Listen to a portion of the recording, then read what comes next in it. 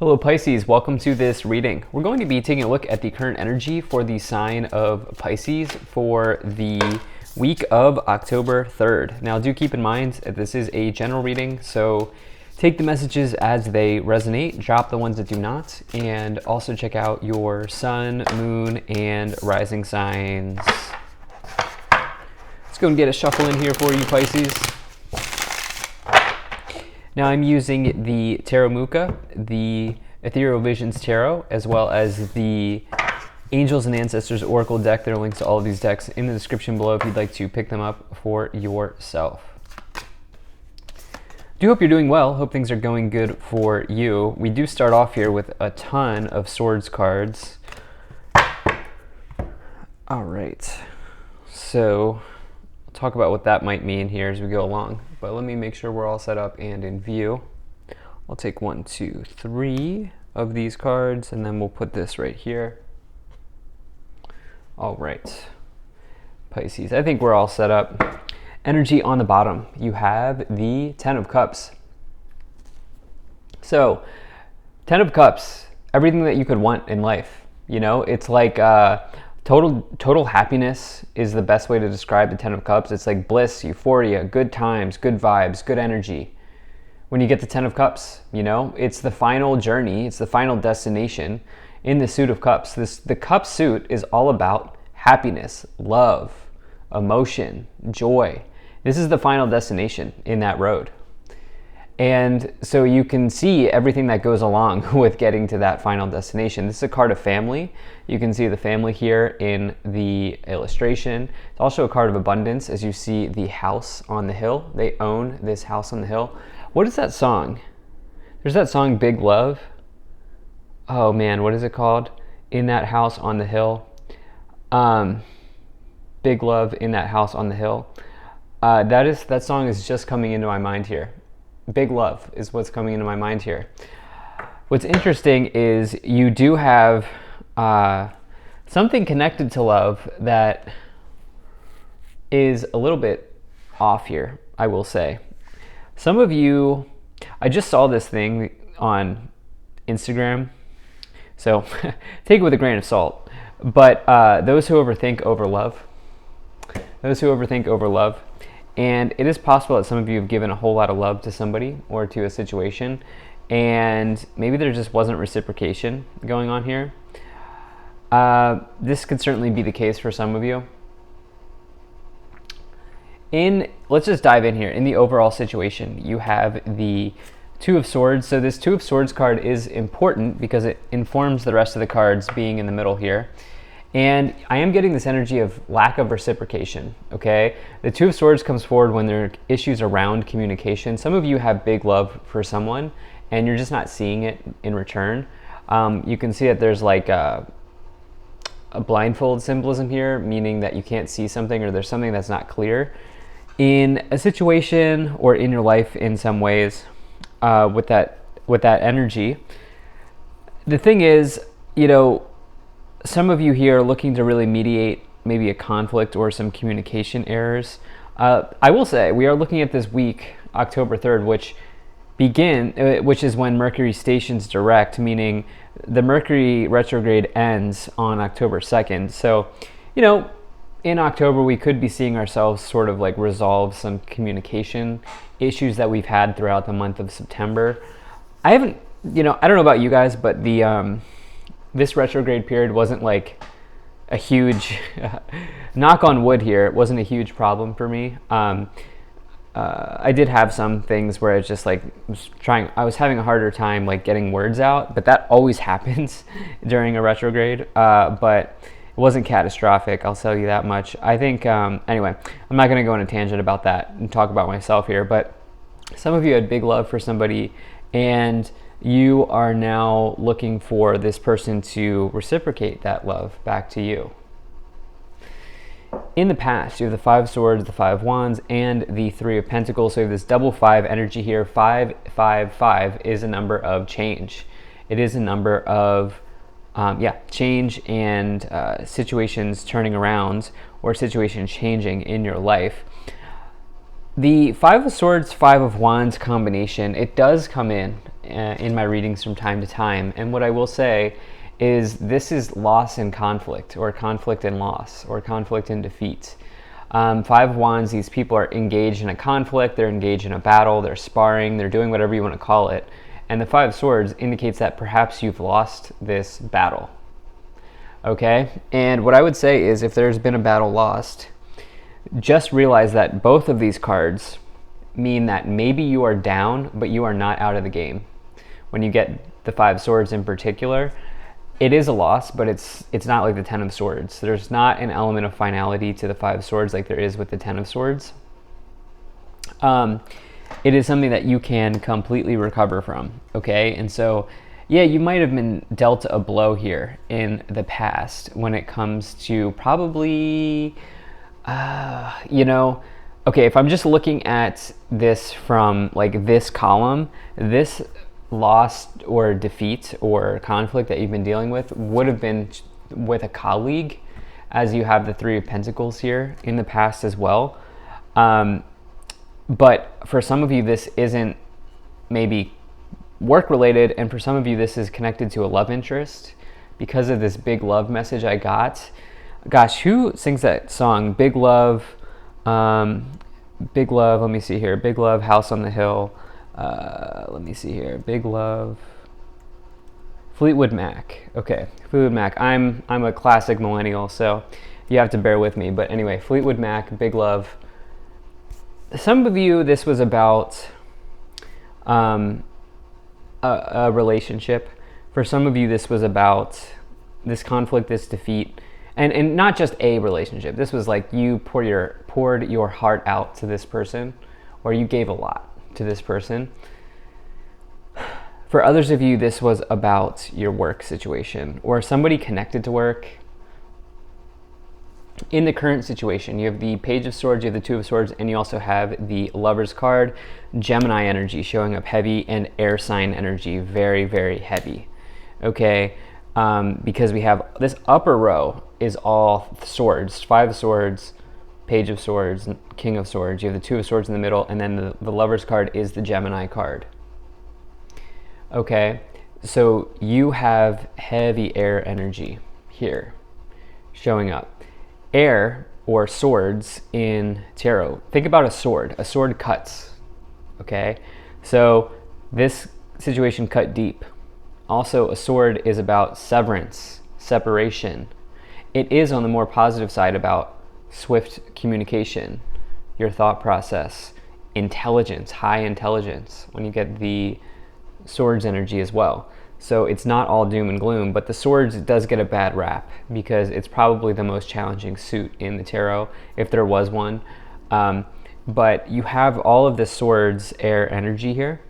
And again, this Lover's card, you know, this not only does it speak to the sign of Gemini, but it also speaks to a deep connection with another person, particularly in this case because you have the Ten of Cups with it. And with that Two of Swords, it's like you are just like blindsided, lambasted, maybe even a little bit, and I might be coming at you here, so bear with me, in denial. I know those words are kind of like all different, but there might have been a stage where you got like, how do I say this? Something happened that just totally left you feeling blindsided. You then went into a period of denial, and now you're working through this situation. Listen, love is love. What is that phrase? Love blinds you. Rarely there. You know, there are very few things that are more powerful in life than love. And you know, for some of you here, I think you've got really, you were really like connected to this person. Now, as you know, if you watch my readings, I don't just focus on love. So for some of you, there's been gaslighting by a very challenging person in the workplace or somebody connected to your work. The Page of Swords has a bad rap for somebody who can be challenging or snooty, or like somebody who's just so high IQ, they have a very low EQ. Okay, if you know, you know. They have a very low EQ where they just say what they say, and they're like a sword. You know, they just very, very high IQ, very low EQ. and you may be dealing with just a very challenging person who gaslights you in the workplace, because I don't use that phrase often, gaslighting, because it's a very serious thing. Having been a victim of gaslighting in the workplace, it's not fun. I've been there. But the Two of Swords is one card that comes forward with that. And, you know, I think that this could have also happened for some of you as well. In the future, you have the King of Swords, you have the Five of Pentacles, and you also have the Seven of Cups here. And so, again, I think some of you are really dealing with like heavy air sign energy, probably Gemini, probably Libra type of energy. Obviously, it could be an Aquarius as well. That's the other air sign. But you could also be maybe like an early degree Pisces. But anyway, probably Gemini or Libra here, because this King of Swords is, while it could be any air sign, it's typically, for me, I get like Libra vibes from this card. On a different level, the King of Swords says that you're, you know, you can hold your own. Like, you have a great amount of knowledge on a subject or in some area, and you can really show up as a leader in that area. You have this Five of Pentacles here, which is all about feeling like you're left out in the cold, or feeling like you're less than, or feeling like you don't deserve something, feeling like you're unworthy. It is obviously a card of loss. Actually, I just realized we have 555. I said 55 in the past, but now I just realized we do have 3 5s. There's a change here very clearly happening.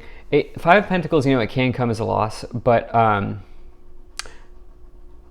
it's more about the way that you're speaking to yourself and the way that you're thinking about yourself.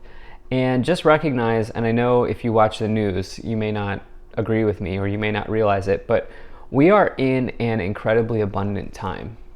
There are so many opportunities right now that we have in 2022 and beyond that were never available to our parents, to our grandparents. I don't care how old you are, to our parents, to our grandparents, to our grandparents before them.